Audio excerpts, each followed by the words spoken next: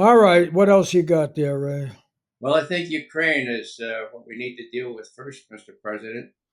As Good. you, You don't have to tell me any more bad stuff about Netanyahu.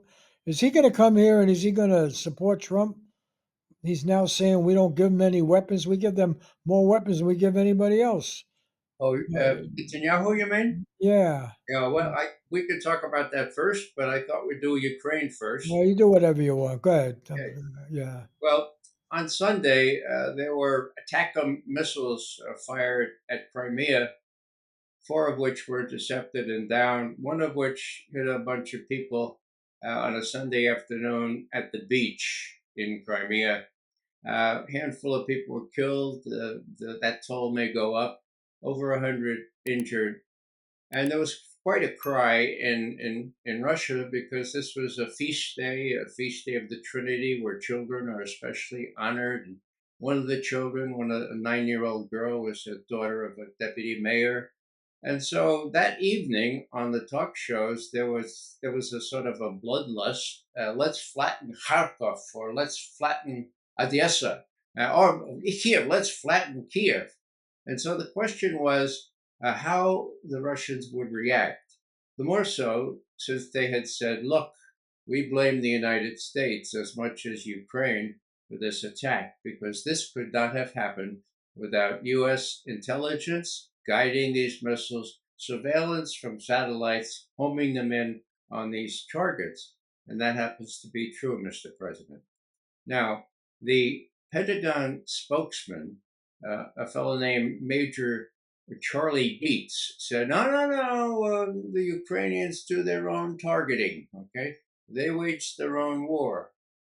Mr. President, you can believe that if you wish, but attack missiles cannot be used without all the information being inserted in them. It may be true that the Ukrainians press a button, but everything else is put into the missiles by the U.S. And no one less than Putin himself has said so. So we were wondering, or everyone was wondering, what the Russians meant when they said this will not go unpunished. Okay. Now, there are a lot of people saying, well, Putin is under a lot of stress, a lot of pressure. He's gonna hit out at U.S. facilities somewhere. I don't think so. Now I may be wrong. I've been wrong before, but he's riding high in Ukraine. He's got the upper hand there clearly. They have these 3-ton bombs.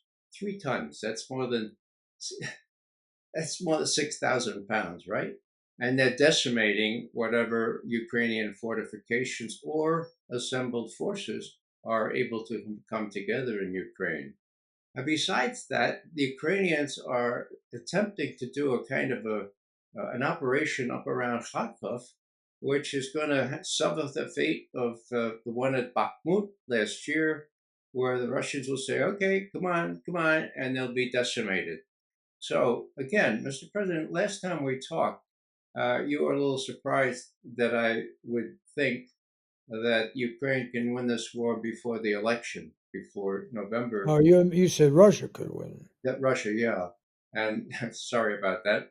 Yeah, and I believe that that's still true. And the last couple of weeks, where these mega bombs have been exploding all over the place, sort of reinforced that impression. Now, coincident with all this, there's bedlam within the government in Ukraine. Zelensky has dubious legality, as you know now, but he is firing very high level generals. One, Well, why do you say he has dubious legality? He was a president, right? He was elected. well, it depends on how you interpret the Constitution of Ukraine. There's no provision for a president staying on after his 5-year term, and his 5-year term was up on the 20th of May. So They have a constitution? that's the Ukrainian Constitution, right? Yeah, I didn't know that. Yeah, All right. that's what many people are claiming. Now, who knows? The lawyers can have it out, but he's of dubious legality. But still, he fired this fellow who was actually responsible for the defense of Bakhmut. So he was justifiably accused of malfeasance or misfeasance, at least. and so he was let go. General Siersky, who's the commander in chief, he may be next. There's no gainsaying the fact that they are losing and losing badly, and the fact that they would think that they could mount a counteroffensive just like they did last year and turn the thing around is a forlorn expectation in our view. Now, the other thing that I would mention is this. There's one bright light here, and you probably know this, Mr. President, but after a long briefing having to do with the Israeli defense minister being here in Washington, a Pentagon spokesman said that Secretary Austin had been in direct contact with Russian Defense Minister Belousov. Okay, that's big. That's a contact. Okay, now there had been no such high-level contact for over a year between defense ministers, and this comes a day after Lavrov, the foreign minister, was asked, "How about Cy Hirsch's report about undercover or back channel negotiations between the U.S. and Russia?" Lavrov says, "Forget about it. There aren't any. There aren't any. Got it? No contacts at all." So, whether that's a coincidence or not, we have the Pentagon saying, "Okay, we have renewed contacts, this time with the new defense minister, Andrei Belousov." So that's a positive thing. Maybe let's see. Yeah, I would just I would point out on the Ukrainian front that there are all kinds of proposals out there as to what to do, and we have General Petraeus coming up again and saying in Foreign Affairs magazine that there should be a real surge. He's talking actually about Gaza. So let me get back to this and just simply say that what's going on here with respect to other proposals, there's one by an institute very close to your the president, your predecessor. It's written by his national security team, General Kellogg and Fred Fleitz. And they're saying, look, here's the deal. It's very simple. You have a ceasefire. You agree. You say, look, Ukraine, if you don't go to negotiations right now, we're not giving you any more arms. And you say to Russia, if you don't go to negotiations right now, we're going to pulverize you. We're gonna up our support for the Iranians, so you'll completely lose. Now, whether any of those options are feasible or not, that's a plausible sounding kind of proposal, and it's being it's wafting around the ether now. So you should be aware of that. In other words, Putin has laid down very, very clear terms. These fellows are trying to work with those terms and say, well, wait a second, let's not dispute his claim to these four provinces just yet. Let's negotiate on the battle line, on the battlefront now, and just make it clear that if they don't sit down together, they'll both suffer a penalty. Ukraine won't get any arms, and the Russians will get arms galore pointed right at them. So that's going around now. You should know that, and I don't really have much comment on that. This just came up today, but I wanted to make you aware of it. Doesn't look very promising. I mean, the Russians, they want to keep now that area, that industrial area with all those Russian speakers. If they're winning the war, what's in it for them to back off? And it's election coming up. I'm worried. I'm worried about it. But let's talk about Israel. We're giving Netanyahu everything he wants. He's disrupted everything now over this huge, retaliation, way disproportionate. Everybody seems to see that now. And yet he's threatened, he's coming to Congress. He's going to denounce. Is he going to denounce me? That's a month away. Lots can happen in a month. what we had today, finally, was Defense Minister Gallant met with his opposite number, Lloyd Austin.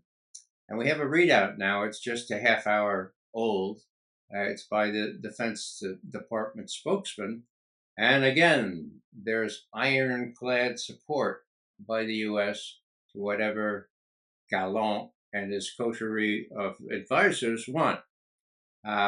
Hezbollah, here's the crux of the situation, Mr. President. Hezbollah is capable as never before of wreaking havoc on Israel.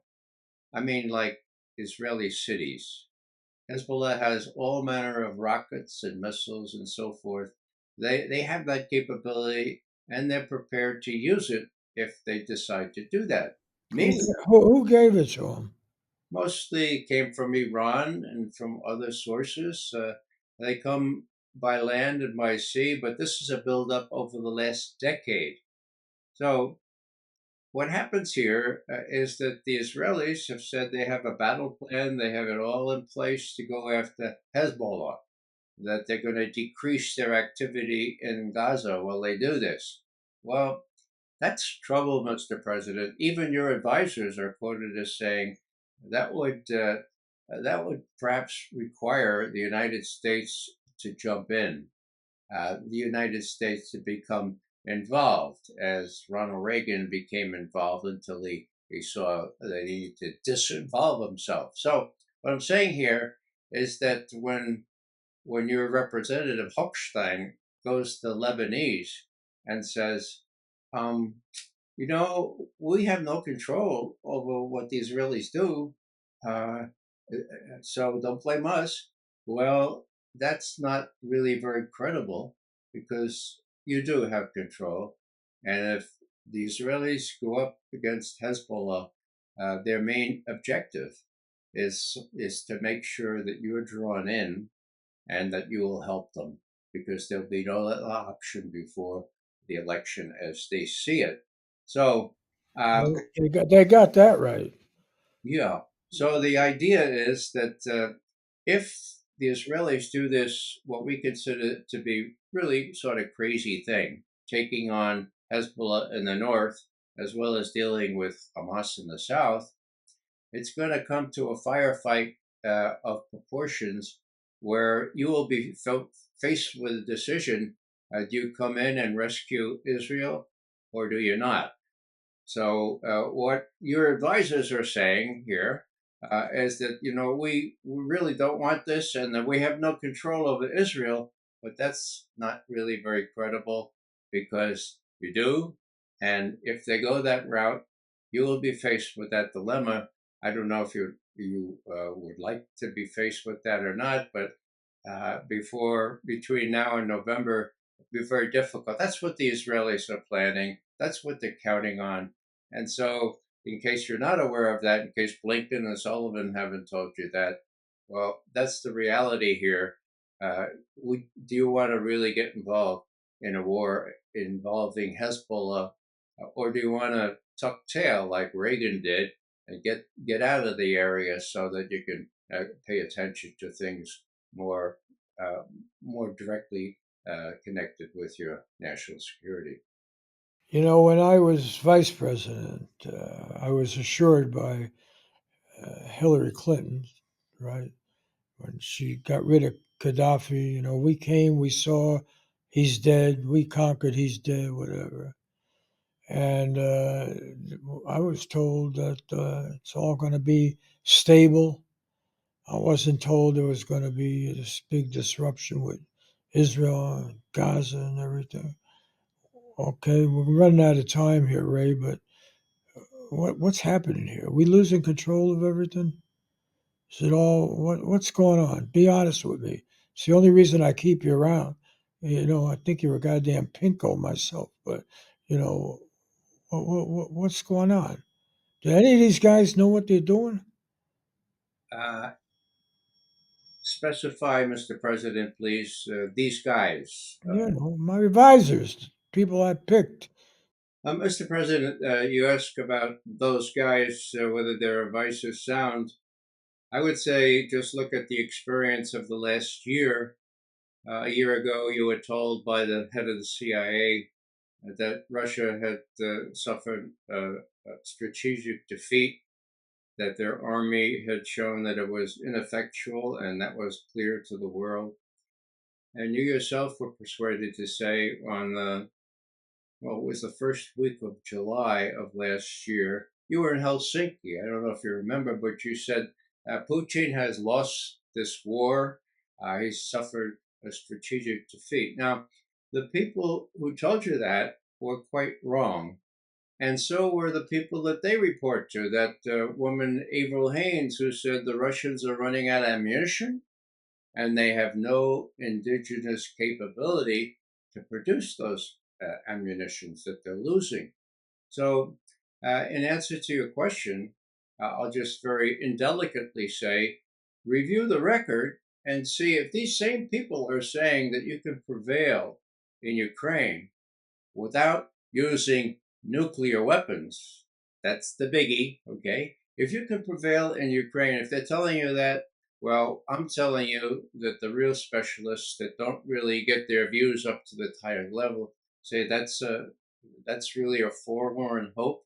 That's not going to happen. So the question, the burning question is, how soon could Putin go and have a definitive win in a way that would embarrass everyone in the next few months? And that depends on Putin. He can do it. He can not do it. I don't think he'll be inflamed by the fact that people have been killed on the beach by an errant missile, but he's going to use these 3-ton bombs, for God's sake, to whittle away at what's left of the Ukrainian forces, and there'll be nothing left between the Russian forces and the Dnieper River. I don't think it'd go farther than that. Last thing I'd just suggest, as I've suggested before, his talking points or the terms he laid down on the 14th of June. Now, they were pretty crisp. There was leeway in them, okay? He said nothing about Odessa, nothing about Kharkov, nothing about Kiev.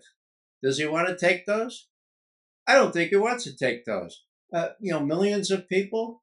I don't think he has to take those. So there's room for negotiation here. Odessa, he himself suggested a year and a half ago that they could make Odessa kind of a model of not so much a point of dispute, but a way to resolve differences that once appeared irreconcilable and get them reconciled. So all I'm saying here, Mr. President, is that if your people look closely at these terms that Putin has offered, they sound very stringent, and in one sense they are, but there is some flexibility in it.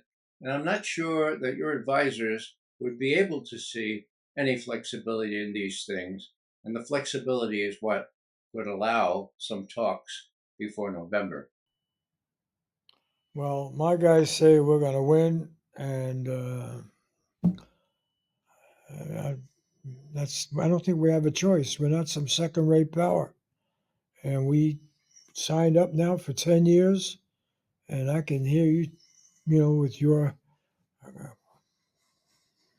I wouldn't say subversive, but I would say disregarding political reality, okay? And we can't do that. We just committed for 10 years, and we're going to win this thing.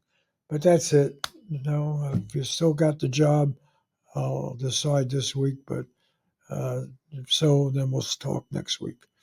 All right, Ray. Hang in there. Yeah. Thank you, Mr. President. Yeah. You're getting old.